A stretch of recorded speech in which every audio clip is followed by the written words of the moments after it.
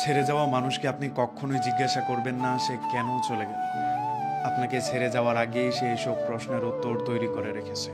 তাকে বরং জিজ্ঞাসা করেন এখনো মাটির চুলায় রান্না করে নাকি ইলেকট্রিক চুলায়। তাকে জিজ্ঞাসা করেন নুন আর চিনির ব্যবহারের পার্থক্যটা শিখেছে কিনা।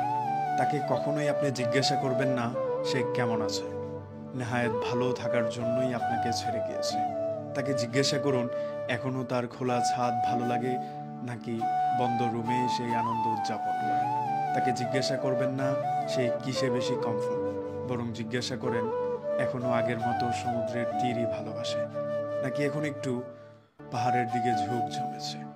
মানুষ ছেড়ে যাওয়ার জন্য অনেক বেশি কারণ লাগে না, তবে ছেড়ে যাওয়ার ব্যাপারটা অনেক আগে থেকে তৈরি করে। যে আপনাকে ছেড়ে যাবে সে কখনোই একদিনে আপনাকে বলে ছেড়ে চলে যাবে না, বরং দিনে দিনে সে একটা জায়গা তৈরি করবে। একটা প্রশ্ন করার জায়গা তৈরি হয়ে গেলেই সে আপনাকে ছেড়ে চলে যাবে। মানুষ যখন প্রশ্ন করার সুযোগ পেয়ে যায় তখনই মানুষ দ্বিপাক্ষিক মানুষটাকে একটা ফাঁদে ফেলে দিতে চায়। তখন তার একটা প্রশ্নের জায়গা হয়। প্রশ্ন করে যারা ছেড়ে চলে যেতে চায় তারা কখনোই আমাদের শুভাকাঙ্ক্ষী ছিল না কিংবা ভালোবাসেনি।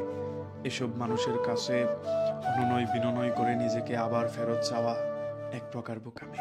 তাদেরকে যেতে দিন, রাস্তাটা সহজ করে দিন, গন্তব্যটা চিনিয়ে দিন। তাকে একটু বুঝতে দিন আপনাকে ছাড়া সে কতটা অসহায়। একটা সময় পর গিয়ে সে যখন বুঝতে পারবে তার কাছে অনেক কিছু আছে শুধু আপনি নেই, তখন সে ব্যথাটা অনুভব করতে পারবে।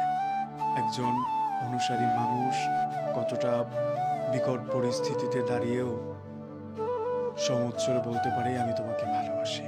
এই জায়গাটা তাকে বুঝতে দিন, এই অভাবটা তাকে অনুভব করতে দিন। তারপর দেখবেন ধীরে ধীরে সেই বুঝে যাবে যে মানুষটাকে আমি ছেড়ে আসলাম ইলেকট্রিক চুলার জন্য, এখন আমার ভেতর পোড়াই সেই মাটির চুলা। আমি যে মানুষটাকে ছেড়ে এসেছিলাম খোলা ছাদ বলে, এখন আমার এই অন্ধকার রুমে দম বন্ধ হয়ে আসে। এগুলো মানুষ ধীরে ধীরে বুঝতে পারে সমুদ্রের তীর আর গর্জন কতটা ভালো ছিল। এখন হয়তো সে পাহাড়ে যেতে পছন্দ করে, কিন্তু সে চায় না আরেকজনের সাথে। এই জিনিসগুলো মানুষ রিয়ালাইজেশনে যখন আনতে পারে তখন সেই মানুষগুলো পাশে থাকে না। আর যখন পাশে থেকে সেই মানুষটা চলে যায় তখনই একটা মানুষের শূন্যতা আমাদের